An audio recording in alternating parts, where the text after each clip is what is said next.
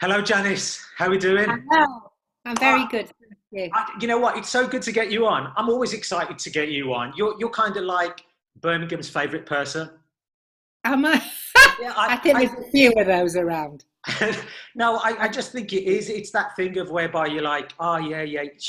You're either someone's best friend or you're like best auntie or best. I was going to say best grandmother, but I don't think you're old I, enough oh, to be someone. I'm well old enough, Emma, but thank you very much for that, but well old enough. So look, I always do this, and you remember Cilla Black? Yes, very well, So yes. I'm going to do it in the style of Cilla Black. I know who Well, you are, and a lot of people out there know who you are. But for those who don't, I'm going to those ask you people, who is that she? don't. I say, who is she? Who's she? Who's she? I've never seen her before. Get her off. Yeah. What's your name and where you're from? Or what do you do? Oh, I see. My name's Janice Connolly. Um, I'm actually from Stockport originally, but I've lived in the fair city of Birmingham for much longer than I was in Stockport. So for 40 odd years. Yeah, longer than that. 50. I don't know. I'm not very good at maths. A lot. A lot of these, a lot of these. Um, so I came here as a student and liked the place, loved it, made great friends and stayed. And I've done loads and loads of stuff. So I'm the artistic director of Women and Theatre, which has been going for 36 of those many, many years I've been here. And we make pieces of theatre with communities and for communities about loads of different kinds of stuff. So I do that. I do a comedy character called Mrs. Barbara Nice. It was just won a Lifetime's Achievement Award actually for service to the LB, thanks, GT. LBGT. LBGTQ plus I. Thank you. I know there's a few other letters. There are a few I letters. Those wonderful communities that have been so wonderful to work with.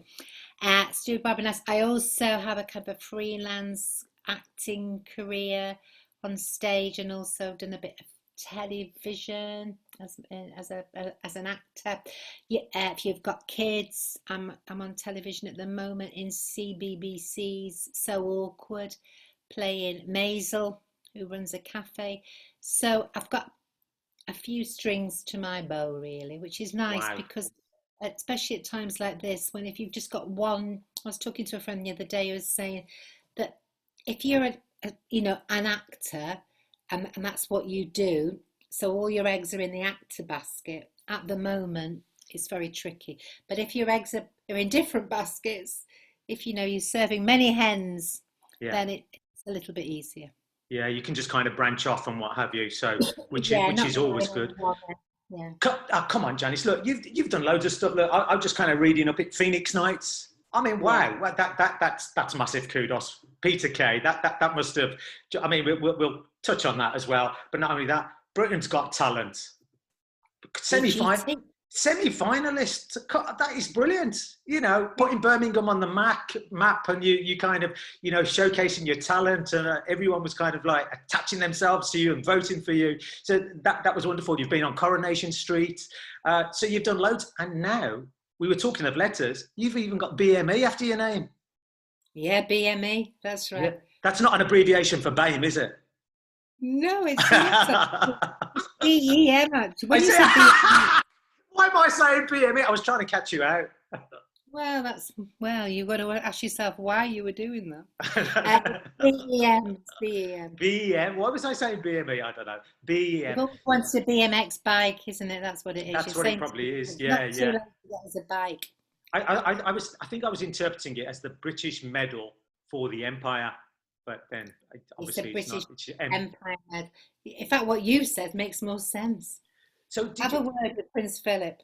Yeah, how did that feel when you were awarded that? That's been Well, quite a few. I regard that as for women in theatre really, because it was for services to community theatre, and women in theatre has been going for such a long time, and I think that those kind of groups, often that are female led, don't get the kind of recognition they should. So to me, that is, of course, it's lovely to have, but it's really an award for women in theatre. That. And who did you go to? Was it Prince Philip? Was it the Queen? Was it Prince Charles that did you have to kind of bow down before him, or I don't know? I don't know what the process is because I've never been there. Yeah, it's never too late. Well, actually, for a BEM, which is like a community medal, I got given it in Birmingham at the town hall by, I don't know, some Lord Sheriff or something. It was very nice. Gosh, And you we must have also, been disappointed because I would have been disappointed. I would have gone, "Where's the Queen? I want the Queen." well, you do get invited to a garden party. So I went with my mum, but there were hundreds and hundreds of people there. And I think my mum was thinking I should be going, straight up to the Queen. And she was going, "This is a bloody disgrace." She was kind of right, really. But anyway, we've got the medal, and that's a very good thing. But it's not the kind of meet the Queen curtsy. It's not that kind of thing. Okay. Were you kind of like going through this whole situation of going, "Wait there, I've got to make sure that I know the national anthem. What is the national anthem? Right. Okay. Wait there. How many verses are there? What's the third verse? I don't know the third verse. I only know the first verse. I don't know the third verse." Because I know I'd be like that. I know the first verse, but after that, I don't know anything. Nobody asked you. So get yourself off that hook, love. Don't spend your life worrying about that. So look, Janice, how has lockdown treated you generally, as you said? Because like you're quite a mixed bag with loads of different kinds of work. So has it been good for you just generally? I think like everybody, when it first happened, there was this kind of panic, and I felt a very strong sense of you either swim or you're going to sink. All the doors are shut. What are you going to do? Are you going to get a little canoe and start paddling it and doing your own thing? Or are you just going to let everything float past you? So I kind of decided that I had to keep paddling. So straight away I found myself doing videos, learning loads of skills like everybody has on Zoom, trying to remember passwords for this, that and the other, getting things plugged in, buying Ethernets, getting loads of equipment, all that kind of stuff. Amazon forever dropping off something, thinking that's not the right thing, I need another one. To try and find some way to keep communicating with people, really. And so I did too much, to be frank. I used to do one Twitter video that I'd make, and then one on Facebook, and then I also read Winnie the Pooh from beginning to end, and they're quite long chapters, about 20 minutes. So I was producing 3 different things every day, and I know that people appreciated it, but after a while I began to feel pretty exhausted, actually. And then I made my own Zoom show as Barbara Nice, and that was good too, and a big learning curve, and went on other people's Zoom shows. And I quite like Zoom, and I think we should continue doing it because a lot of people can't get out of the house anyway. Mm-hmm. And even when we can, fingers crossed, get back to theatres and live entertainment venues, it's still a good thing to be able to put a show on that you don't have to leave the house to go to. Mm-hmm. You might have kids in bed or caring for somebody or not be well, and all those lots of different reasons why it's great, Zoom is. And also you can have audiences across the world and international.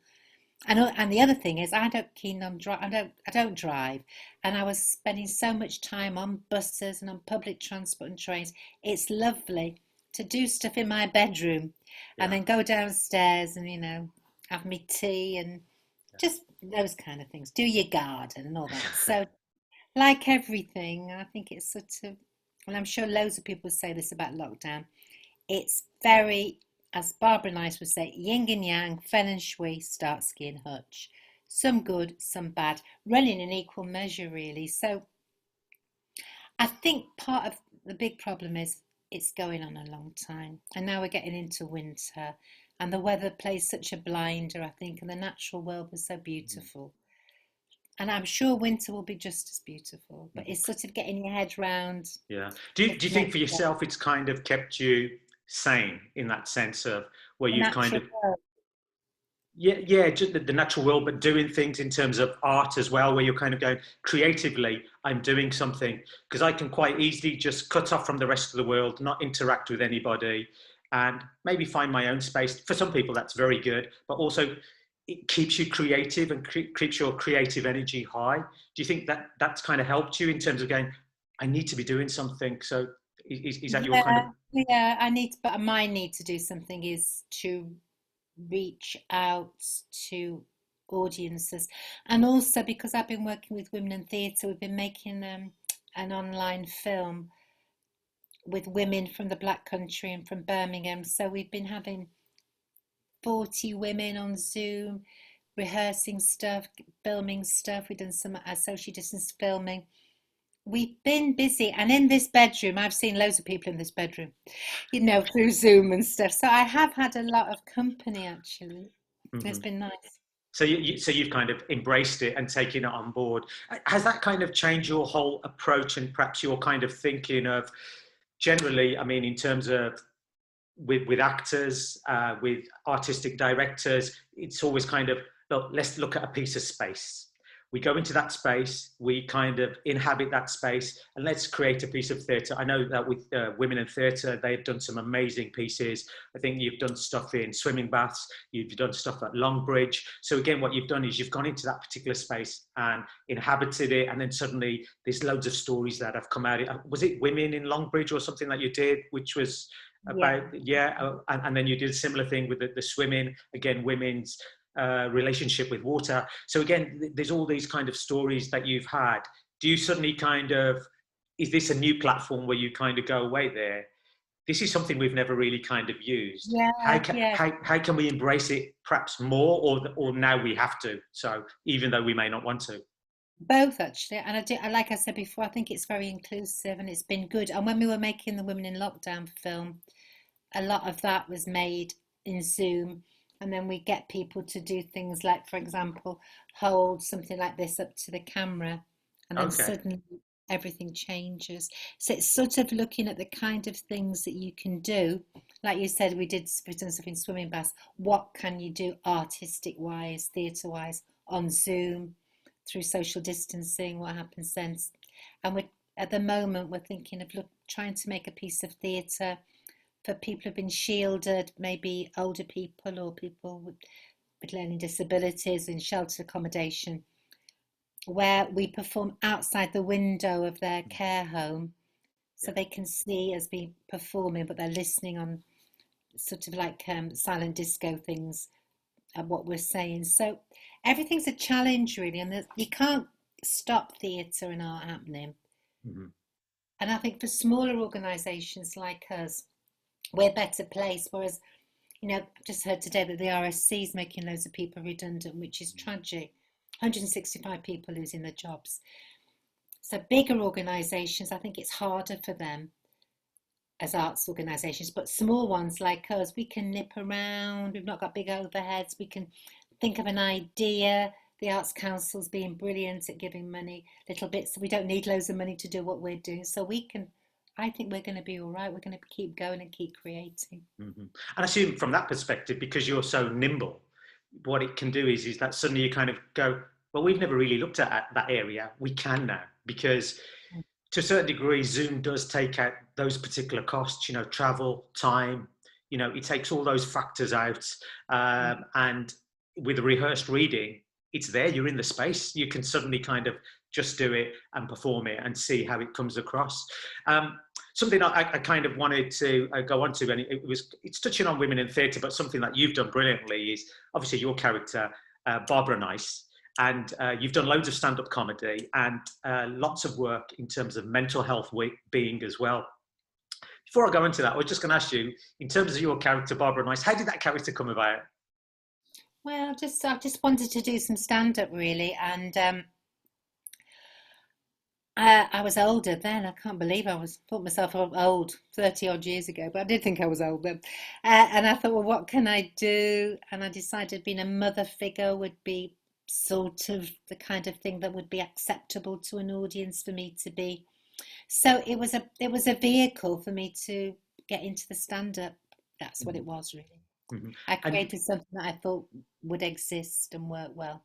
Did you kind of deliberately, obviously you did go deliberately down that route of creating a character, because you get that stand-up whereby you do it as yourself. You could have done it as Janice. Did you kind of do it as a form of protection, or what I mean by And the only reason why I'm saying that is I've been fortunate enough that you taught me stand-up comedy I many did. years, many years ago. I think it was via Black Country Touring. There was you, there was Paul Sinner, there was Shazia Mirza. And so and when I heard that you did a character, it was like, wow, Janice is doing a character. I can devise a character. So it was kind of very inspiring for me in terms of doing that. So and for me, it gave me an element of protection as well, where it was a case of, oh, it's not Vimal who's giving this story, it's a character who's giving the story. So it became my buffer a little bit. But nowadays it's kind of like, do I really need the character? No, I could just get up and if I wanted to, but character's nice. It's a choice thing, really, isn't it? I would suggest that no, I've met a lot of stand-ups over the years, and I would say none of them are entirely themselves on stage anyway. Okay. They all put on the mantle of performer. Mm-hmm. It may be that they just, turn the gas up a bit on their natural things. And also, Barbara's not a million miles away from me anyway. I think it was to give me, I'm quite shy, I think, really. And I think I wouldn't have gone on stage as myself. Mm-hmm. I wouldn't have done it. Yeah. And So, also, I'm a performer, I'm an actress, really. yeah. It just gives me that little bit of edge. But I Yeah. don't think I'm hiding behind her. I think I think it's what you've just said there. It's like, whereby it gives you that edge, doesn't it? I'm It's gonna that. cough. It's not COVID, it's peanuts. You've got that bit of skin from nuts at the back of your throat. Yeah. I'll give you a little pat on the back. Virtual pat. Virtual pat. Yeah, virtual. Okay, I hope it's not going to happen again. But anyway, you can edit that, love. Edit it. Go on. Yeah, no, I'll keep it in. I like it. I like the realism of it. So, Yeah, I like that. You see, I like everything warts and all. Keep it in, yeah. Yeah, Awesome. yeah. So I was just that thing of kind of what you just said. It gives you that edge. Sometimes what happens is that what I found is that when you do if you're doing it as yourself, you kind of go, oh, can I as Vimal get away with that? Whereas if I'm doing it as a character, my character said that. So my character can get away with it. And it's pushing the boundaries sometimes, isn't it? That you kind of go, there's certain things where I just want to raise a few questions, create a bit of debate around it. So you kind of, it almost gives you a license. Do you think that's what it is? Or do you think I'm kind of... I think it's many things. I think it's that. It gives people a license. It also, for me, I think it's great to see. I mean, who's older now? Barbara or me? It's difficult. But at the time, Barbara was supposed to be older than me. So I thought it was great to see an older working class woman in a place where she didn't ought to be. Mm-hmm. So that was part of it. And also I quite like the thing that I've seen many stand-up, everybody's different of course, but some stand-ups don't know when they've stopped. So they don't know when they're off stage and people treat you the same. I really like the idea that I'm available to everybody when I'm Barbara. But as soon as I take the wig off and stuff, I am my own. I'm my own person. I'm not generally there for the public.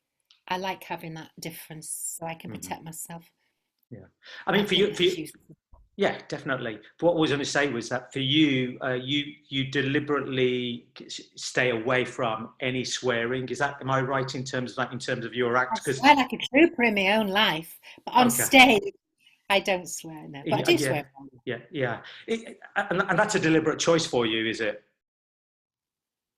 I think it's deliberate in that I don't think that swearing is in itself a guaranteed laugh.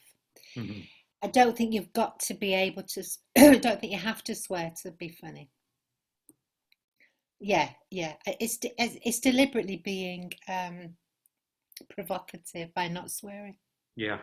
I mean, the sad thing is whereby you come across so many. I've seen some people who've gone into comedy, stand-up comedy, and all you hear them do is swearing. And then it's either penis and vagina jokes, and you're kind of like, okay, I'm getting bored now. can we move on to something It's else? not that funny, really, is it? It's not It's that. Of course, it can be funny. A yeah. very good penis gag is a very good penis gag, and a very good vagina gag is a great one. But not just because you've said penis and vagina. Mhm. The material's got to be good. Yeah. And I think some people just get lazy, you know. And kind of doing that. How have you found that it's helped people with mental health? Because obviously you've done loads of that, and you help loads of people with that. And are you still doing sessions regularly, or you, online, or getting the opportunity to do that, or you're not at the moment? Because at the moment, Well, mental health is massive, isn't it? This thing of we started off and everyone's like, yeah, I'm going to do this, I'm going to do that. And then suddenly they've managed to get through it. And then there's like, yeah, we're coming in at the end of COVID, hooray. And now it's suddenly like, no, we're not. We're possibly looking at another lockdown. And there's this whole mental pressure again on loads of families, on loads of individuals. So I just didn't know whether you guys were still looking at doing something to yeah, help that. we've done lots of stuff, like you say, around mental health. And we did a thing called Time to Change, which was specifically using comedy Mhm. to bring up mental health issues that we toured around the country with. At the moment, we're doing something for Birmingham City Council that we were doing before all this happened, where I've been teaching comedy, a bit like the course that we did, with people 50 plus and carers. The idea was it's in the Brandwood area, to get a Birmingham, to get people to come out of their houses a bit, to do something hopefully they want to do. And then we have a performance at the end. When lockdown happened, we thought, what we're going to do, can we take it onto Zoom, which we have done successfully. So I've done 2 courses on Zoom, and now we get into the 3rd one. And people are reporting, as everybody, as you know, when you're doing the course, how great it is to be with other Yeah. people, particularly of lockdown, that some people are saying you're the only people we're meeting, Oh, gosh. and reporting how wonderful it is to laugh. Yeah. It's important to laugh at these times, when of course it's, people are losing their jobs, there's the public health issue, we don't know what's happening, and it can be and it ought to be serious, of course, but laughter is a great immune booster. Mm-hmm. And I'm a big advocate of laughter as medicine, really. Yeah. So we are doing that stuff at the moment, yeah. Which is brilliant. It's that whole thing, isn't it? Whereby as soon as sometimes we say to people, stand-up comedy, they think, oh, wait, you're going to train somebody up to be able to stand up on stage and tell a joke. And that's not necessarily the thing. It's that thing, isn't it? I assume there's kind of different levels whereby you can just get somebody to laugh. Just to be able to stand up and say, hi, my name is, on stage is a massive step in its own right. And if they can share a story, which is a funny story, or however long as they share that story, funny is the ultimate goal. But I assume it's like different levels for each person. Do you find that, or or you're that good, you get everyone to make you laugh? Everybody's funny. Okay. They're brilliant. And it's the most unassuming people that I think are the funniest. There's a great woman on this. There's always great people, but she was saying this great thing about, I can't remember what it was. It was something about you have to give your next of kin for something. She said, well, what use is, my next of kin is my husband. What a waste of space it is. I might as well be better off giving the name of a fella down the road. And for some reason, it just properly made me laugh, this Yeah. idea of next of Yeah. kin. And a wonderful woman who was on the last course talking about, she had a great kind of catchphrase, which was, and I thought to myself, aye, what's going on here then? So she kept saying that, which was very funny. And she said, these fellas knocked on the door. She thought, aye, what's going on here then? Lovely fellas, she said, lovely, great big beards and everything, absolutely gorgeous. And then at the end, she said, I don't know you, do I? And they said, yeah, we're your next door neighbour. She said, I've not seen them all lockdown. They grown these beards, I couldn't recognise them. It's things like that, Yeah. little tiny bits of life. Yeah. I think are magic, and no swearing necessary. Yeah, totally. In terms of your own act, do you kind of continually keep changing it, or do you let it kind of grow with you, or you take elements of it with you on that particular journey of your life? People's life. These gags I've been using right from the beginning. So you sort of hang on to some things, Yeah. you change other things, you go back to them. What's really great is doing the Edinburgh Festival, because that makes you write new stuff. And yeah, that's absolutely brilliant. So a lot of people will be missing that creatively. Hmm. It's a very frightening thing, but you know you've got to write new stuff to Yeah. go there. So that's brilliant for making you write news. And also, I think all the COVID stuff has been great because I have been doing these little videos and Hmm. doing my Zoom. So I have got like a little COVID routine that I do. I've got gags. When the furlough scheme was still going on, Barbara was saying, "Come on, we're all ploughing our own furlough," that kind of stuff. Yeah. So situations give you material as well. Are So you, yeah. mm, Are you your biggest critic though, generally, in the sense of when you're evaluating your own script as such, or have you got a family member or a friend who goes, Barbara, that didn't work, you need to drop that one, or do you kind of gauge it by the audience in terms of going, I've done that 4 times now and I didn't get a laugh there, but when I wrote it, it was so funny. Are you your biggest critic, or do you just kind of go, I don't care, I'm going to just soldier on with it, I'm going to keep this in because I like it?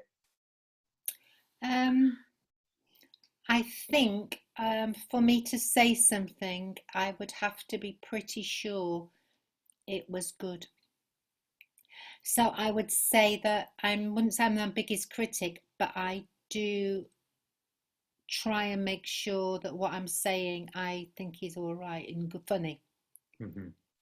Um, Obviously, you've discovered things in the moment and you go, oh, I'm keeping that, or that just came up, I'm saying that again. I wouldn't keep saying something if people didn't think it was funny, for sure. Unless I really thought unless it was a political, depends what it is. Yeah. It depends what it is. Yeah, If I you want to think make a political statement and you kind of go, I don't care, that political statement needs to go out.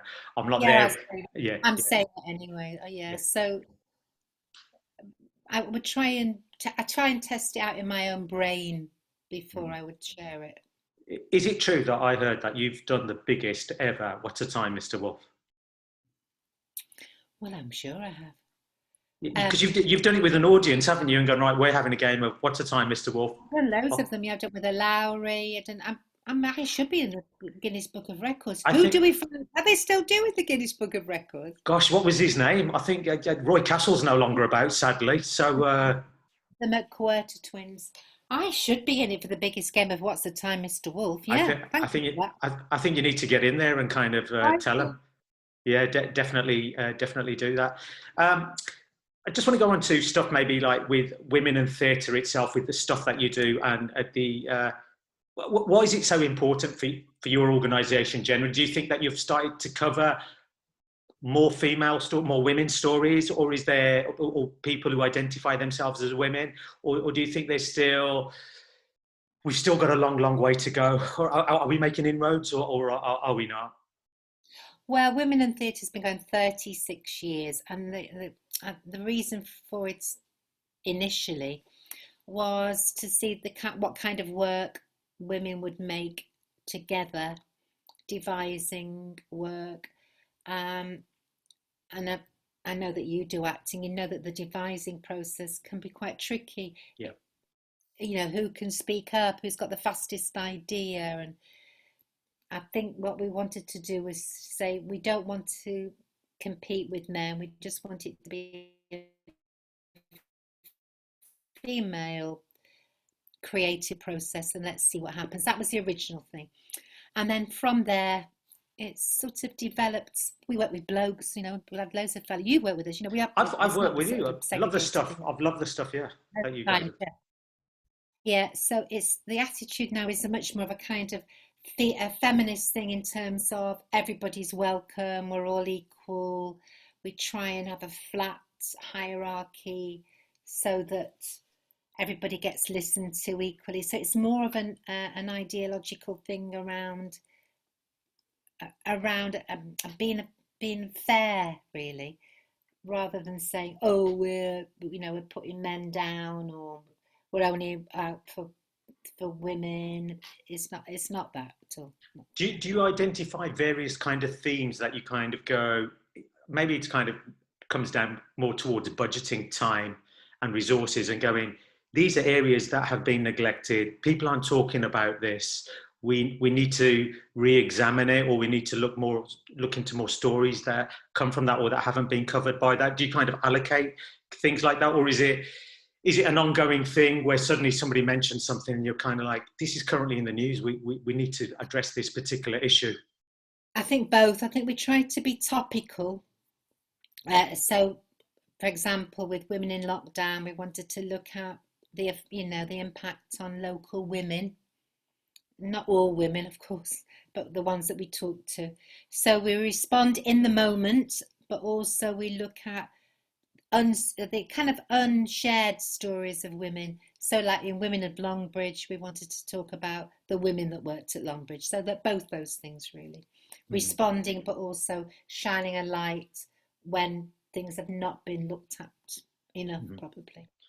With the recent events in terms of with Black Lives Matter, the whole movement, does that change Women in Theatre's kind of narrative and kind of the stories that they gather? Or maybe even in terms of your organisation, where you kind of look at your organisation and go, okay, in terms of representation, I'm not saying that you need to change it, but does it kind of, where you kind of think, okay, are we really covering everyone's story, or are we not covering people's story? So, because there's always that thing. I mean, yeah, I'll let you answer that, and then I'll I think that from the beginning of Women in Theatre, not right at the beginning, but pretty soon after, we became aware that we needed to represent the city that we lived and worked in. And one of the great things about Birmingham is its multiculturalism. So for quite, I think one of the first things we did was called Chori Chori. We've done, which is Secrets. We've done lots of bilingual work, and worked with a lot of South Asian actors in particular.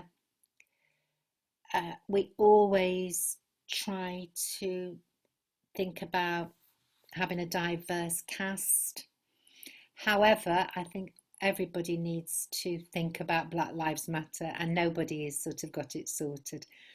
So Culture Central in Birmingham did an online big Zoom thing of getting all the arts-led companies together to think about what they were doing and to pledge making differences and making a change. So we're particularly looking at our board membership, and also we've got a job coming up that we specifically want to go to a person of colour. So it's something we've always been aware of, but it's made us more aware. And you can't just rest on your laurels and go, oh, we're all right. I'd say it's something that we think about. I was very taken when we went on to this conference thing, that some people were saying that they had been privy to situations where, in order to please organisations of bigger status to themselves, they had turned a blind eye to what they would regard as racist behaviour. And I find that pretty amazing. And one of the things that we've said at Women in Theatre is that we will have zero tolerance to this. So but whoever we're working with, say suddenly the RSC said, we want Women in Theatre to put a show on, and you know, if we were to think that anything about that organisation was racist,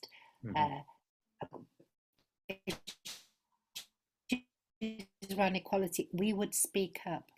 We have said that we're going to have zero tolerance, and I was amazed that people do not have that.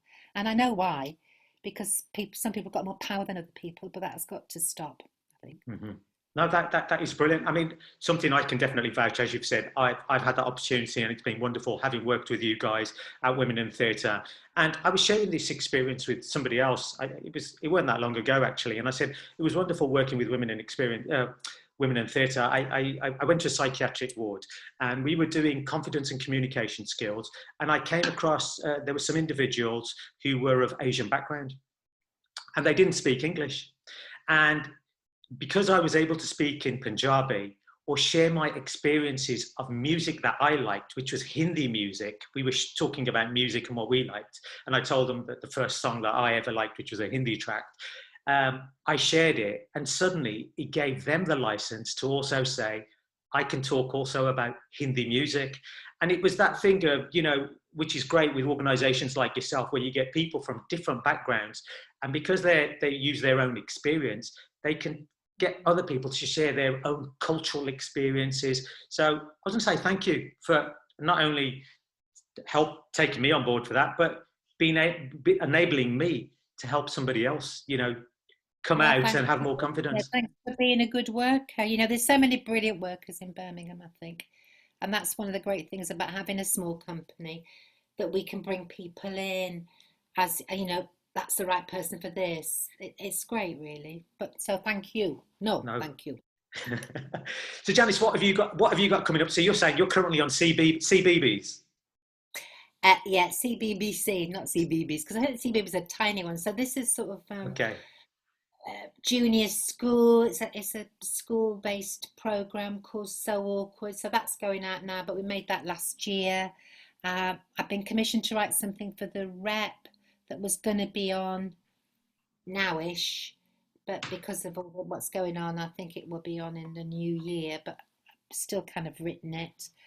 Um, Is that online, or is that kind of an actual no, it's performance? going to be performed. That's going to be performed. Then we've got the Women in Lockdown film with Women in Theatre, which will be coming out in November. Um, I'm going to be doing a radio show, and my Barbara Nice radio show is on Radio 4 Extra at the moment, so it's been repeated. Brilliant. So there's loads of little bits and pieces going on, and I'm writing something about obesity and for Warwickshire with Women in Theatre, looking at how health visitors and family workers can kind of bring up with families if kids are getting bigger than is good for them. How do we have those conversations? So it's very, very lively and full, but it would be really lovely if things were a bit freer for people. Yeah, Of course, live definitely. entertainment would be wonderful again. Well, just kind of going back onto that thing of, because there are many actors out there who are not getting work and what have you. Would there be any general kind of advice that you'd kind of say that you maybe can share in terms of perhaps things they ought to be doing, or not ought to be doing? That in terms of, maybe you've kind of already shared what you have done. Maybe you've kind of answered that question. I think you answered it a bit when you said you can do things like online play reading. How brilliant that is, isn't it? Yeah. To do all those things, to meet other actors, to try out new work. It's cheaper as well, you know, because you can get a cast together and and not that I think people should do stuff for nothing. I don't think actually. There's too much of that about. But I think you can float new work, make your own work. I'd always advise that actually. Make your own work. And if, say, somebody had an idea and they kind of go, you know what, I really want help with this. Do you guys have anything whereby you go, look, let us know, we'll see if we can help? Or do you kind of very much, no, we like to keep it in-house? I'm not putting pressure on you, Janice, that you need to do this. It's just in case there's that option which is available where someone goes, you know what, I've got a project here and I'm kind of quite keen on it. Maybe Women in Theatre wouldn't mind kind of taking elements of it on and helping me, or are you kind of, yeah. We do our own work, but we also happy to signpost people. But really, we just it's not just, that's what we do. We make our own work, often from research and with kids from time to time. So that's not unknown. But we're happy to give advice, but I'd be giving the wrong impression if I said we might put your work on. Yeah. We can't do that. But you're happy to kind of go, look, go over here, go that way. This is what you need to do. But yeah. Look, Janice, it's been so wonderful chatting to you. It's always lovely. You know, whenever I see you, you've got the biggest smile in the world, and it's always kind of lovely because it's kind of so infectious, and it's just so lovely to actually. We've actually chatted, because normally it's always almost kind of in passing. Hi, Janice. Hi, Ramel. Blah, blah, blah, blah, blah. Thank you. That's what's good about this whole, like I said, there's good things about it, isn't there? There's good things about it. I like your things at the back, your statues. Yeah, so they kind of, I got them from Bali many, many years ago, and they do relate to elements of the Ramayana. So the Ramayana, which is a Hindu epic, in fact, it's not long before we get Diwali, which incorporates the whole Ramayana and the story of Ram and Sita and the Festival of Lights that many people are familiar with. So there's all those kind of elements that come on. In fact, in terms of Hinduism now, there's loads of festivals which are going on because it's always about good overcoming evil. And it's starting now, which is, as I always say, us Hindus, we have a party every day because there's always... Good. Yeah, which is But kind of no more than 6. yeah. You've already got 2 there. 1, 2 on the sideboard. Gosh, what was that? What's that joke that's been going around? I'm killing the turkey for Christmas so I can invite 30 people round. I don't know. Was that what it was? They're putting turkeys on diets because they know that no one's going to want big turkeys. What a shame. Yeah, it is. Yeah, mate. I'm veggie, so it doesn't matter. But exactly. Thank you. Thank you so much, Janice. I'm just going to stop recording now. Thank you. All right. Bye-bye.